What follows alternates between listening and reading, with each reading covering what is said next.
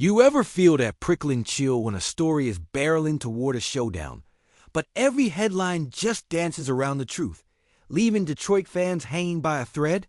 Like something smoldering beneath the surface here, something raw and relentless, but nobody's had the guts to scream it out loud until now. Light up the comments if you felt that knot in your stomach tightening, that gnawing doubt as the days drag on and contract whispers fade into the wind. Behind closed doors, executives are holding their breath, the halls of Ford Field thick with tension, and the shadows stretching long over a linebacker who's become the heartbeat of our defense. A man who's worn the Honolulu blue like armor, but now stands at the edge of an unknown abyss. They're calling it a contract standoff, but for us, it's way more than numbers on a page. It's pride, loyalty, and the brutal dance of money and emotion that could rip the soul out of our defense. Alex Anzalone isn't just any linebacker. We all know that. He's fought through every snap like a Detroit warrior, chasing dreams in a city that's no stranger to pain and perseverance. Since the Caldwell years, we've carried the weight of disappointment like a stone in our chest, but Anzalone's tackles have felt like sparks moments that remind us what it means to fight, to claw back from the brink. Yet now, as he steps into the twilight of his contract, the whispers from insiders are grim. No momentum, no deal brewing. Mike Garafolo, the voice that cuts through the noise, made it clear there's a good chance this is the last dance for Anzalone in Detroit. He's on a one-way track to free agency, a ticking clock counting down on what feels like a bittersweet goodbye before the real heartbreak sets in. But what if he doubles down? What if this final year is a declaration, a blaze of glory where he proves the doubters wrong and demands the respect and the paycheck he's earned the hard way? The fans chanting "Pay the man" at training camp aren't just making noise. They're shouting a battle cry for loyalty in a business too quick to forget heart. Imagine the sting if this city loses not just a player, but the embodiment of its fighting spirit, right when we're starting to believe again. Could this be the final twist in a saga that's tested our faith for decades? Or is it the spark that'll ignite a run deeper than anyone thought possible, a last stand that turns pain into pride? What if this contract saga sets off a chain reaction? If Anzalone walks, who's left to anchor the defense? And if the Lions draw that line firmly in the sand, refusing to bend for the man who's bled for them, what does that say about the team's soul, the heartbeat of Detroit football? The city has endured so much, and every loss here cuts deeper. We're not just losing a player. We might be losing a symbol, a reminder that here in Detroit, loyalty isn't a word, it's a lifeline. So where does this leave us? On the edge of something monumental, or teetering toward another heartbreak no highlight reel can erase. And as the summer sun sets on training camp, with Anzalone nursing that hamstring and the clock ticking louder than ever, the air is thick with questions. No one dares answer. What if this is the last year we see him in blue and silver? What if he's playing not just for the Lions, but for the chance to break free? And if this domino falls, if the contract talks collapse like a house of cards, you won't believe who's next to be caught in the fallout. Detroit isn't just waiting, it's holding its breath. The fuse is lit. The question now is, will the explosion heal us or shatter what little hope we have left? Unleash the fury, Detroit. We're not just a city. We're a battlefield where legends are forged in fire and blood. And if you're not ready to fight for every inch, then stay out of the way, because the soul of our Lions is waking up from a nightmare that's haunted us for decades.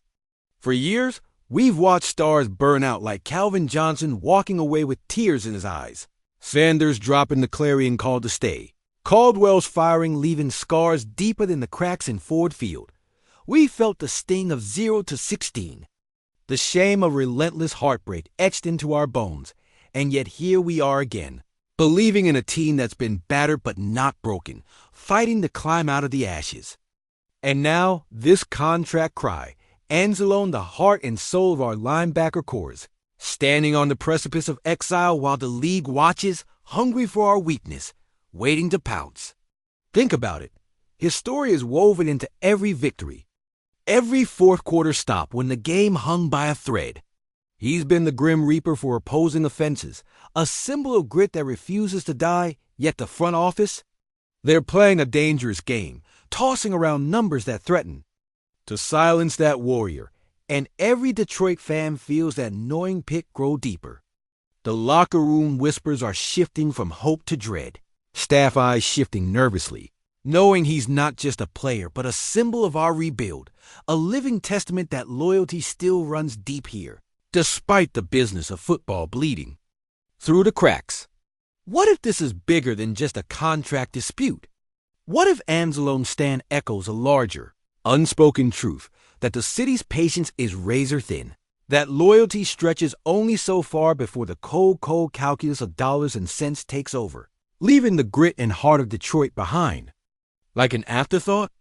Imagine the heartbreak if we lose him, a captain, a fighter, one of the few who truly embodied what it means to bleed Honolulu blue, cast aside like yesterday's trash, replaced by shiny new prospects who might never understand the grind, never grasp what it means to wear that badge with honor.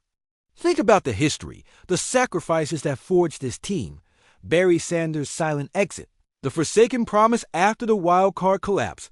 What if this contract war spirals into a full-blown disaster, ripping apart locker room chemistry, fracturing the very fabric of our identity? Could this escalate into a fully fledged revolt from fans, a protest of loyalty lost in the cold corridors of management? Or does it open the door for Anzalone to go full berserker playing like there's no tomorrow, a last stand for every battered heart in Detroit that still refuses to give up, refusing to let this city's soul be bought and sold like a commodity? And if it does turn sour, if the negotiations break down in chaos, what then? Will the Lions front office fold under pressure, or do they double down, risking a rift that might carve its mark into the franchise's legacy? What if they send him packing, and next season rolls in with the ghost of what could have been haunting Ford Field, a defense starved for leadership, unity shattered, a city torn between hope and despair? We've seen this before, hopes raised high only to be dashed upon the rocks of reality.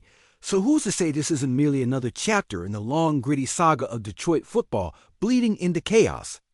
Could this be the moment we look back on as the turning point, the date where loyalty died or was reborn, the kind of moment that would make even Barry Sanders pause, question whether we'll ever find our way out of this mess?